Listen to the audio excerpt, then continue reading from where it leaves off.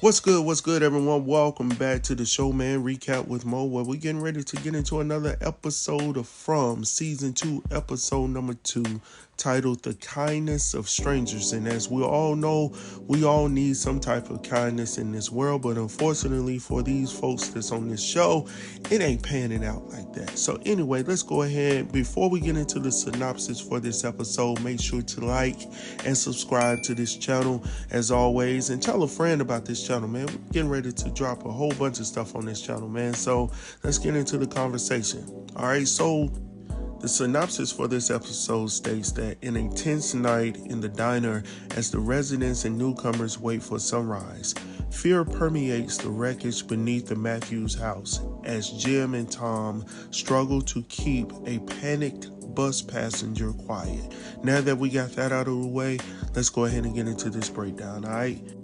All right, so we see Boyd. Boyd has just emerged. He's gotten up out of this pit or this well that we've come to find out what it was. And he thought he was alone, but he finds out that there's another person in there with him. But this person is not free. He's bound by chains to a wall. All right. So as I stated in the previous breakdown, I'm really trying to find out. No one has been able to answer the questions for me, but I really need to know who threw that damn rope down in the well. But anyway, but okay, so Boyd finds out that this man's name is Martin. So Boyd asks if he's from the town. Martin thought that the town was the worst thing about the place until he became trapped where he is now. So Boyd spots a Marine tattoo on the man's arm, and he promises not to leave him behind. But my thing is, Martin had already told him to just kill him and move on. But of course, Boyd is trying to stay, no, we're not going to leave nobody behind. Listen, when people tell you to do shit, Boyd, you might want to listen to them the first damn time so you can get up out of there. But of course, Boyd doesn't want to do that, and he's been hard-headed. So back down at the diner now, chaos is all over the place, and the newcomers are terrified of the town's residents who have locked themselves inside, even though the residents are doing it for their own protection. All right, so now it's nighttime. So nighttime is set in, which means the monsters are coming out soon. So Donna gets their attention by cocking her shotgun. Now, I don't know about y'all, but I know for me personally, if I hear, the chamber of a shotgun being loaded, it gets my attention. So from there, she pretty much has to get their attention by cocking her shotgun. Bakta, the driver of the bus, tells her she hasn't done anything yet and could just let them go. But Donna tells her, no, the enemy is outside, homegirl, not inside. I'm trying to get you to understand. I'm trying to protect your ass, but you want to go on outside. So she mentions the tree in the road. So that catches everybody's attention because Bata is like, how the hell you know about the tree in the road? And I'm like, Bata, everybody know about that tree in the road, all right? All right, so out in the forest now, Tabitha and Victor, they search for a place to spend the night because, as we all know, those creatures come out at night.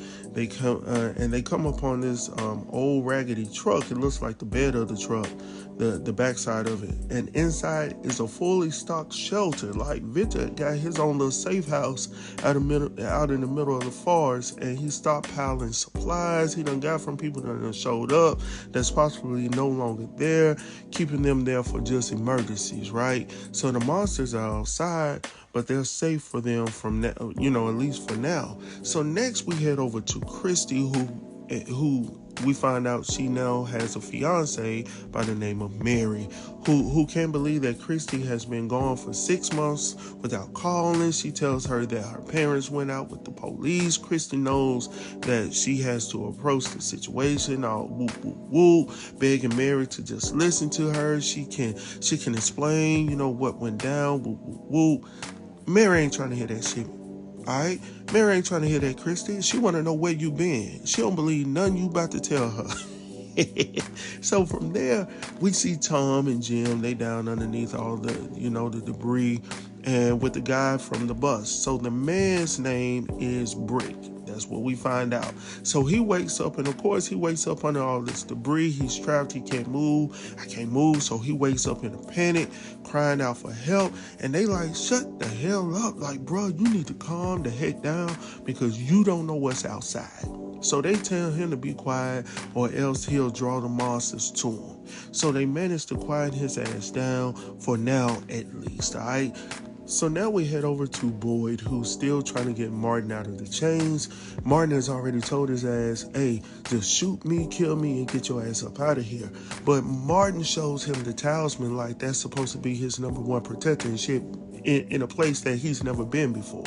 All right, so Martin is surprised that Boyd thinks that the monsters are the one that chained his ass down there to begin with. So he says, are you in belief that the monsters were the one that did this to me? So while Boyd is still trying to get this man up out of chains, there's this music that starts playing in the background. I was like, oh, hell no. Like, where's this music coming? So the music starts playing from this tiny music box that suddenly appears out of nowhere. And Martin says, Boyd has to leave before the music ends, before they are coming. And I'm like, who the hell is they? Like, look, it's too much going on in here. Are the monsters waiting on this music box thing to go off like this weird alarm system? Or what's going on here? So anyway, we head back out to where Julie is. She keeps looking out of the window at the collapsed house like shit is going to change. And then Kenny tries to calm her down, saying her father would be fine. He's not the first one to stay outside on they first night. Whoop, whoop, whoop. Kenny tries to distract her by asking her questions. She ain't really trying to hear that, Kenny. And the poor guy is stuck dealing with a frightened girl who's losing her girlfriend at the same time. You know what I'm saying? Because he got feelings for Christy. But Christy obviously got a boo of her own that she ain't really let him know about because everybody's like, pause. But anyway, so now we head over, darn, what else? Oh, the old woman from the bus who I talked about as the little puppet from the Mr. Rogers show makes a comment to Donna about surprises. And that's when Donna notices some of the men from the bus talking to each other. They over there whispering, trying to make plans and shit, how they gonna get up out of the dino, right? So Donna has already peeped that, all right? All right, so from there we see Fatima and Ellis, who are in the police department, it looks like, and they're warning the people who are outside, who have ran away from the bus after the danger, about them being outside by their damn selves. Like, I don't know why they're outside hiding behind this little ragged ass van. So they look outside and they see monsters approaching a small group of people who were hiding behind the van. Ellis tries to console Fatima as they scream in terror. Fatima and they outside shaking hands. So Fatima goes to the door and finds the monsters there, telling her she'll be better and she can come on outside and have fun with the rest of us. She breaks down and she hears more screaming. Like, what the hell? Like, I don't even know what's going on. So under the rubble of the house, Brick starts to panic once again. Like, shut the hell up. Tom tries to keep him quiet, but Brick starts coughing up blood at this moment. So we already knew it wasn't going to pan out well at that time, which sends him into this whole panic all over again, all right? All right, so from there, we head back to the diner where we see the guy that we just talked about was whispering at the table with a group of guys.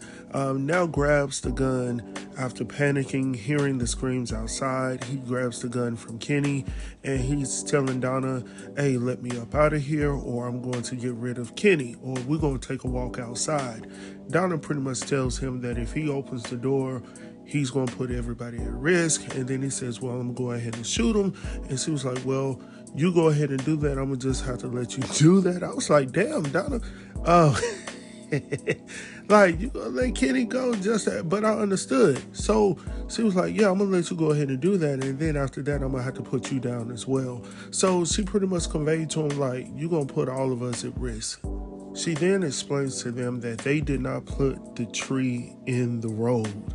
And the man who has the gun up against Kenny, is thinking that he has the advantage. So, but she's trying to tell him some information to let them know that this is not a setup. But he's still thinking that he has the advantage of the situation. But Donna says she'll shoot, like I said, she's going to shoot Kenny before she lets him leave. So they distract the man and manage to take him out. All right. So he's not dead, but they take the gun away from him. So now let's head back to where Boyd is. So as Boyd tries to cut Martin out of the chains, he asks if Boyd wondered if Abby. Now Abby is Boyd's ex-wife. Well, not ex-wife, his dead wife. She's dead in the grave. All right. So he pretty much asked Boyd, maybe she was right about this place. So the first thing is, number one, Martin, how in the world do you know my wife? Secondly, how did you know what my wife said or what she even thought? And then all of a sudden, while he has Boyd distracted at this point, Martin rips off into his shoulder and Boyd's arm, inside of Boyd's arm, where he cuts him. And then he says to Boyd that now my blood is your blood. And then this man just dies.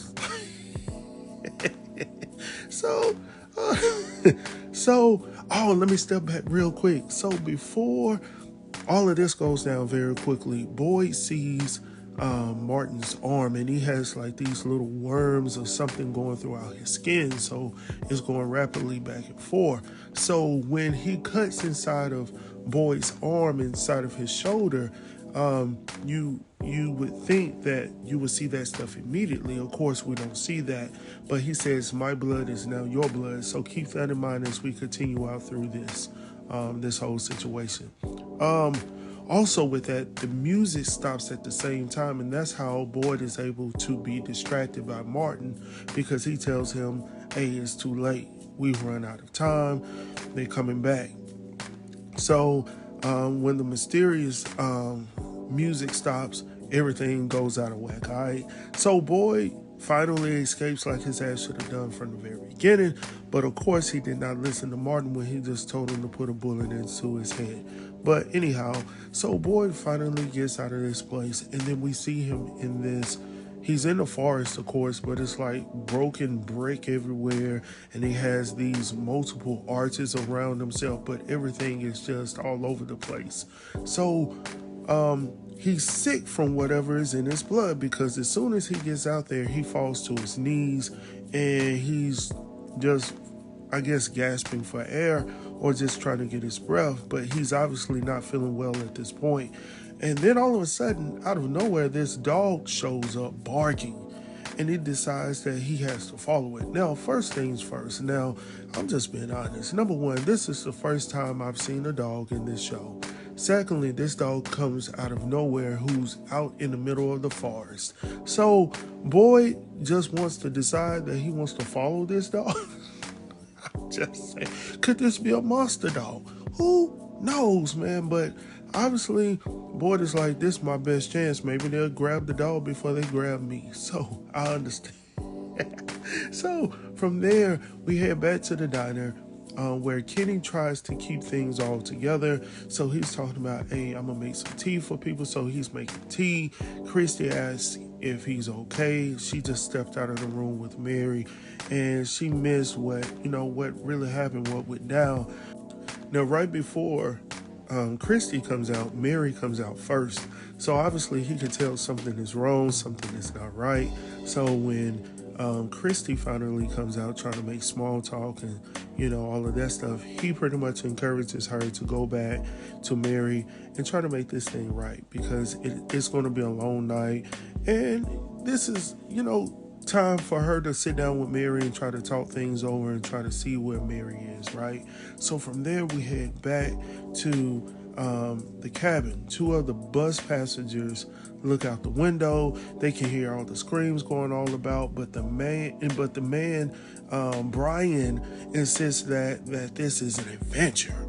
Like, who the hell? Why is this an adventure in a cabin in a strange place, Brian? Like, I'm really trying to understand this. So when there's a knock at the daggone door, now, two people say that they were on the bus too. And that's what they say. Oh, we trapped on the bus. Like, like, but they don't know any different. Number one, they've ran off after the gunshots. Or were they just out there trying to see what they can, what they can get into? You know what I'm saying? Because they seem like they were up to no good from the very get-go. But anyway, the people knocking on the door saying, hey, we need your help. We were on a bus and, we need some help. So they're begging for help. So he opens the daggone door. And I'm like, damn, come on, B. So... All right, so let's head back outside, man. So one of the monsters, and I just call him Mr. Smiler, because every time I see old boy, he has this grin on his face like, hey, I'm about to get into something. So anyway, he's walking towards the bus, and this is what we've seen on the preview, if you've seen the previews. But so he steps, and the door is ajar slightly. So he opens the door of the bus, and he's smiling in this way as he's walking up in this, crazy way he walks. And nobody is in a hurry. Like, none of these monsters are ever in a hurry. You don't see them running.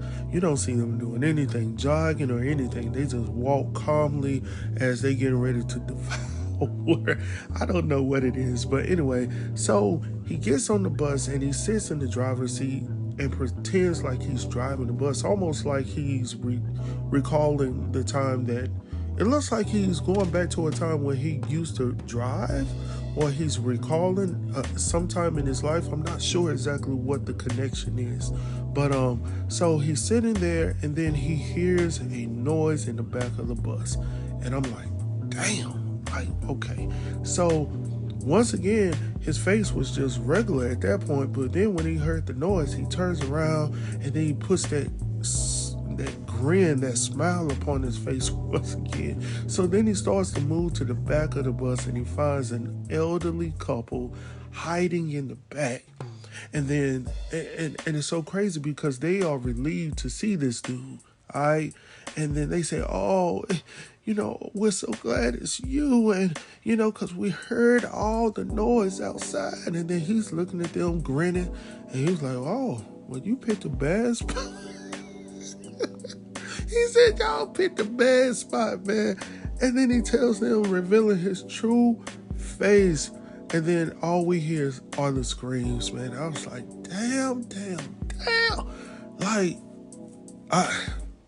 I felt sorry for them, man. They just didn't know. They didn't know what they were getting into, man. They should have had their asses inside the diner.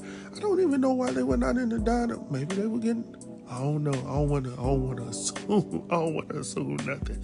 But so then we head back to the forest. We see Boyd is chasing the dog, but then he's forced to stop when he sees the monsters emerging through the trees and all of that. So then his vision started to blur a little bit, like he's not able to really see as they approach, but they pay him no mind. It's almost like he's invisible. He's not there. So I'm really thinking, like, what's in his blood isn't making him, not... I'm trying to put my words together. Did Martin give him something that made him not desirable to the monsters or something like that? We can talk about that later at another time. So anyway, heading back to Victor and Tabitha. So Tabitha asked about the boy who guided them to the tree. And Victor says the boy is his friend. And then he's been gone, but now he's back. She asked him about how long he's been there, but Victor doesn't like talking about it. Of course, he'll never like to tell shit that goes on with him. And then he's just going through all the stuff that's in this trailer. So he's looking for snacks, and that's what he says. So he finds his old-ass chocolate chip cookies, like they look hard as hell, which he offers to her. And, of course, she really didn't want to take it because you could see that she was hesitating, but she went ahead and took it the way he was looking. And then he says some of the stuff in the truck came from his mother, who was with him when he arrived there. All right, so that's a nugget that we did not know. And then there's a noise outside, and they perceive that it's the monsters, but it happens to be Boyd, who has a talisman, right? So someone starts calling for help as Boyd is helped up on the truck, and somebody out there is like, help, help, when the monsters are right behind, the monsters are right behind them. And it's Elgin, the new guy that we just met who had the dreams and the nightmares on the bus. And he's running towards the truck, and they're telling him to come on, come on, come on. And he makes it there before the monsters are able to get him, all right? So Boyd wants to know who Elgin is. So he pulls a gun out on old boy, and he said, who the hell are you? Like, who are you and where you coming from? And none of them know about the bus that has arrived because Victor and Tabitha were down in the cave with the monsters, and of course Boyd was trapped down inside of the well, of course. So now we head back to the house where Jim and Tom is with Brick. So Brick is in a lot of pain, and Tom offers him some comfort. And then Jim tries to distract him with, the talks of pancake. It's going to be good. He laughs a little bit, which causes him to seize up in the pain. All right. So he starts choking on his own blood at this time. And I was like, damn, it's over now. Because now he's really going to start to panic. So he does. And then he suddenly dies, like, out of the thin air. Like, obviously, I guess the pressure of the material that had fallen on him, the debris had fallen on him. I guess it crushed a vital organ or something like that. So he was in pain, and he just suddenly dies. And Tom looks at him, and he was like, man, I think he's dead. So Tom turns around, and then all of a sudden you hear this creaking, under the floor. It sounds like wood is creaking. And then all of a sudden the monster, it looks like a girl or a woman of some sort, and she jumps out of nowhere and attacks him. So Jim has to stay silent just to survive. So Julie hears the screams coming from Tom, and she wants to go outside. So she immediately runs towards the door. Of course, everybody has to restrain her, and Donna pretty much tells her, look, we cannot let you go outside. But she tries to comfort her the best that she can. So heading back to the truck, we see Victor, and he's sitting down and he's doodling on this piece of paper with his crayons. And then he's looking at Elgin like Elgin is a freaking problem. And he's like, I just don't trust him. And I'm like, we don't trust you, but we have you in this truck because I honestly believe that all of this has to do with you. But I'm going to leave my opinions up out of this. So he's drawing these pictures while Tabitha dozes and Boyd cleans his wounds. And Victor asks about Boyd's journey, and Boyd asks what Victor is drawing, and he's trying to keep track of things he's seen so he doesn't forget, because the pictures are able to remind even though we physically forget. All right. So in a place with no film, pictures are the next best thing. The sun is starting to come up. We see the light that's shining in underneath the truck bed door. So that's a great thing. So all of the damn monsters should be back at home by this time. So next we see the radio back at the diner. It just starts playing as the sun comes up, right? And the woman who looks like the puppet on Mr. Rogers is sitting there playing cards by herself, it looks like. And of course, she pays no mind to the radio just starting up on its own. So everyone is obviously exhausted. They're tired. It looks like everyone is pretty much either asleep or halfway dead sleep. Julie, of course, is knocked out. As soon as Julie wakes up, she runs outside to the house to see if her father is still alive. And when they come out, they see Tom's body ripped to shreds, man, just completely ripped to shreds, where they pulled him outside. And then she calls for Jim, her dad, and we see that he's still alive, but he's still buried. And then he calls out, slowly, and then he sort of elevates, and the whole town, all the bus passengers and everyone work to get Jim out. Now, it's ironic because in the beginning he said, be careful how you pull it. Every time you pull something off the house, it starts to creak in. But all of a sudden, everyone's on the house, and it's no problem. So anyway, now we head to the bus driver, Bata, I think that's her name. So she goes onto the bus. She was like, I'm not worried about what they doing. She goes back to the bus, and then when she walks inside of the bus, she pretty much discovers the trail of blood leading to the back of the bus where the passengers were killed, the elderly couple. And after a long night trying to fight Donna and the town residents, it looks like the bus passengers might finally believe what they've been trying to tell them the whole daggone time. Listen, Bata, it is time for your ass to sit down and listen to Donna and the rest of these folks who have been here for quite some time. Suck it up. There's no services coming. Ain't nobody coming to help y'all. There's no way to communicate to the outside. And now she finally realizes it, and she slowly, well, not really slowly, she runs off the daggone bus, man. So next we see Boyd, Elgin, Victor, and Tabitha. So they're getting ready to leave the truck and head back into town. And Elgin mentions that, something about the house collapsing, and Tabitha is like, hold on, which house are you talking about?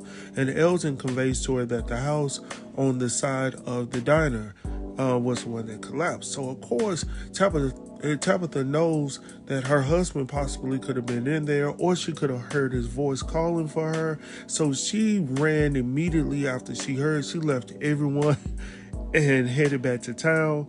And Boyd sees in his arm, he's looking down in his arm, and he sees those worm type things running underneath his skin. So he looks at Victor, and it looks like Victor saw them daggone things in his arm as well. So I believe that Victor knows something.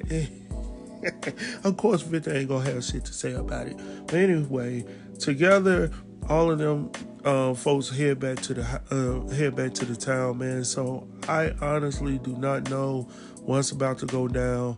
I'm not sure what's going to go down with these people. Are they really going to start trusting, the people who have been there the longest? And are we going to have any issues? Because I believe that old boy that was getting ready to try to leave the diner is going to be a problem. I also believe that the people inside of the gas station are going to have some issues as well. So with that being said, man, I'm intrigued to see what episode 3 is about. And please let me know what you thought about this reaction video to season 2, episode 2 to From. All right, so I hope that you've enjoyed this. By the way, please like and subscribe to this channel so you don't miss a thing that I got going on over here. We got some things coming, man. So until next time, man, I'll talk to y'all soon. Peace.